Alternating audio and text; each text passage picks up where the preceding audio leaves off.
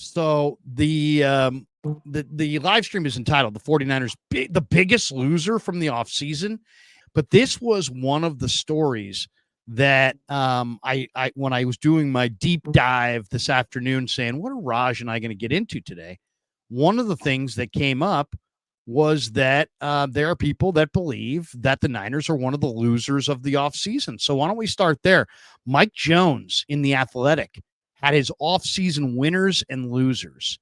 And I'll just go right off the shoot. His winners are Bears, Washington, Lions, Philly, Tampa. His losers are Buffalo, Carolina, Dallas, Jacksonville, Niners. All right. I totally disagree with the Bears thing because I think Caleb Williams sucks. And I think he's going to suck. And I think he's going to be a huge bust. So once again, if you believe Caleb's awesome, then you could say the Bears are big winners. But if Caleb's the bust that I think he's going to be, then they're not big winners. Now, I do agree with Washington as being a big winner. I do agree with Detroit being a big winner. I most definitely agree with Philly being a big winner. I guess I would push back a little bit on Tampa. Buffalo lost Stephon Diggs, or traded Stephon Diggs, they were forced to trade. Brandon Beane did not want to make that trade, I'm sure. Carolina, okay, I'd have to go look deeper. Dallas, I totally agree with. Jacksonville, I could see that. But Raj, what do you think? What do you think about Mike Jones and The Athletic? Are the Niners one of the biggest losers of this offseason in your mind? Yeah, a couple of things. First and foremost, Mike Jones. Who? Mike Jones? I don't even know who Mike Mike Jones is. Jones in The Athletic. You Mike know, Jones? I don't know Mike Jones. I don't either. Who? Anyways, I wouldn't There was say a that Raider linebacker, the Ram linebacker, who made the key tackle on Kevin Dyson. Wasn't that guy? Wasn't that Oh, Mike was that Mike Mike Jones? Jones? I think Who? that was Mike Mike Jones? Jones. Okay, maybe. I don't The know. Music I know. City Miracle Titans with my good friend Lo Neal fell Kevin Dyson 1 yard short, and Dick That was Vermeil. tough. The That tears was were tough. flowing, and Dick Vermeil was a champion. Listen, first and foremost, whatever Mike Jones, whoever this guy, I'm not really gonna take what he says with the grain. I'm not gonna take what it is seriously. I'm gonna take it with a grain of salt. Are the 49ers one of the biggest losers? I don't think so. They're still a Super Bowl contending team. They added a lot of good players to their roster. I think me and you have talked about. I think they've really improved their secondary. I feel like they've improved their D line, but they did lose some pieces, right? They lost some players on the D line, Armstead. They lost the defensive coordinator. They got a new defense coordinator. Did they really upgrade their O line? So, in a sense, there are questions coming off of the 49ers, who are the defending NFC champions. So, did they bolster their team enough to make it better? Probably not. It's probably maybe at least as good as they were, last season, which is an NFC champion. So, that's great. So, in a sense, I mean, I don't know if they upgraded their team good enough, but I think they're still a cream of the crop of the NFC, right? Now, I get it. A lot of those teams had a lot of hype. They spent a lot of money. The Bears, they brought in all these guys. Lions went out all out. They're trying to improve the roster to take out the Niners. Eagles, they got Barkley. They spent all this money. So I get where people are saying those teams are the flashy names. The Commanders went and signed 500 guys. They got, our former assistant GM, Adam Peters. So, I could see why people think they won. Jaguars, definitely, I agree with them. They were a loser. They spent all this money on Trevor Lawrence, who really hasn't proven himself, and they threw money to everybody, signed injured players. That's what they do. But Dallas, to me, is the biggest loser. I mean, they didn't sign anybody except Zeke Elliott. They still need a running back. They haven't paid CeeDee Lamb yet. But I think another reason why the 49ers might be tagged as a loser because they still haven't extended Brandon Ayuk. But as we know with the 49ers, they have a guy under a big contract situation every single year, and they don't sign him till training camp. That's kind of like the way they do it. So, in a sense, the 49ers probably could have signed him earlier, but again, they're kind of stalling on that end. I don't know. I don't agree that they're the biggest loser, I but don't either. I will say this though, Larry. I don't know if they've improved their roster that it's better than it was last year. I think they're still as good as they were last year, at least to that point.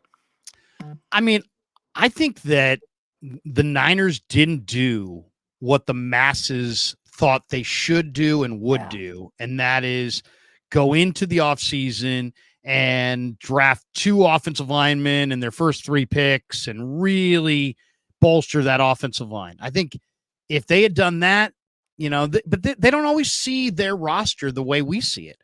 There were a lot of people that thought they were going to go for a safety, a couple years ago, and they didn't. They didn't draft a safety at all.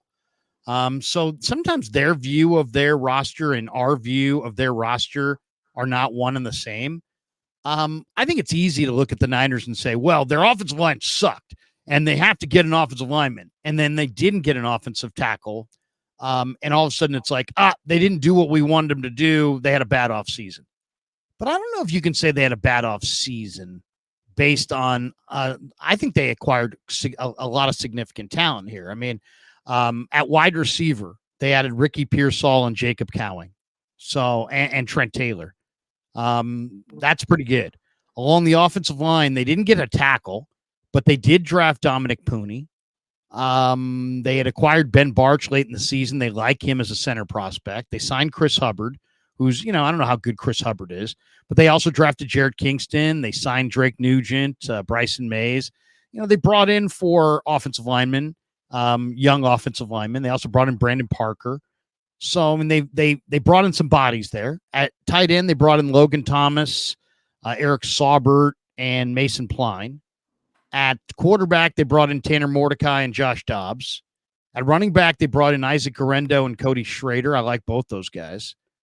They redid their defensive line, brought in Malik Collins, Leonard Floyd, Yatir Gross-Matos, Jordan Elliott. Evan Anderson after the draft.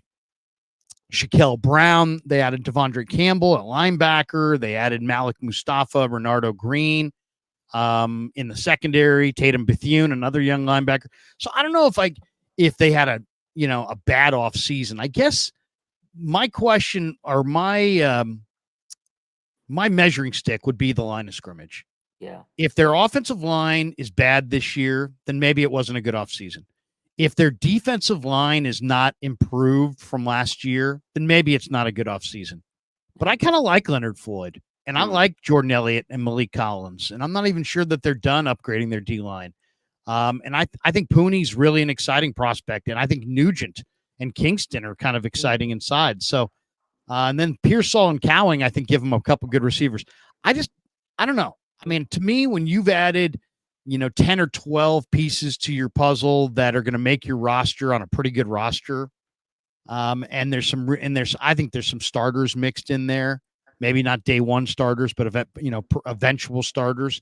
I wouldn't call them one of the losers of the offseason. If you want to say it's neutral, I'm okay. If you want to say that Philly did more, Detroit did more, one of Washington who signed 20 veteran free agents, that they did more. If you want to say there are teams out there that did more, fine. But I would say the Niners are more of a neutral wait and see than that was a bad offseason. That's just my perspective on it. And I what do I know? I don't know any more than any of you guys in the chat. I watch. I may have more time to watch some of the film, and and I may have a deeper experience level scouting. But you know what? I don't know. A lot of this is guesswork, and I'm just giving you my opinions, and I want you to give me yours. I would say it's, on a scale of 100, I'd give the Niners like a 60. I think it's better than a mediocre draft. And I understand the people who say, I wanted an offensive lineman in the first round. They didn't do that. I guess if they sign Ayuk, that's a big part of it as well. Maybe if they had signed Ayuk, maybe people have a different perspective. But I would say I'd give them a good 6 on a scale of 1 to 10. I mean, I think I was even higher. I say a 7 at least. I mean, I think Ayuk's a big part of it. I think that's kind of what factored the Niners in, in some of these signings and stuff like that. But I feel like a lot of times when these people are like grading off season and what they're looking for splash, and people they get so hyped up on the big names. But sometimes big names don't always correlate to greatness.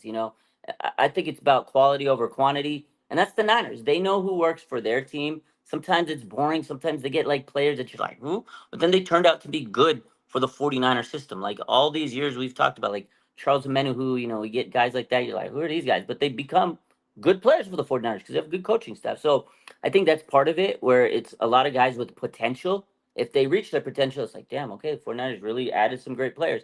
There's a lot of people that they added that you're like, well, I don't know if he's going to be good. Ricky Pearsall. I don't know if he's going to be good because there's people that are out there saying, was it a reach? I was talking to you behind the scenes. Like there was I think it was I can't remember, somebody from ESPN where he said he did his, deep dive of the offseason, and he said that the 49ers made the biggest non-quarterback reach by drafting Purcell. And some people believe that because again, you have Debo, you have Ayuk, you have Jennings. Was there a need for a wide receiver there, right? Which he looks good. His work ethic is great. So far people are raving him. But like you said, they could have used an offensive lineman. And just based on watching the Super Bowl, watching the playoffs, if you look at the 49ers, what did they need? They need to improve the D line and the O line. I think they did improve the D line. I think Leonard Floyd is going to be fantastic. I think Jordan Elliott's going to be great. I think Malik Collins is going to be fantastic. But I'm a Niner fan, so maybe I'm looking through it with my Niner goggles.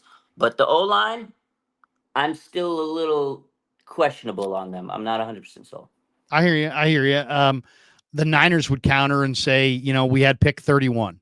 Yeah. And 8 offensive tackles went off the board before our pick, and we didn't want the 9th best offensive tackle, so we went receiver.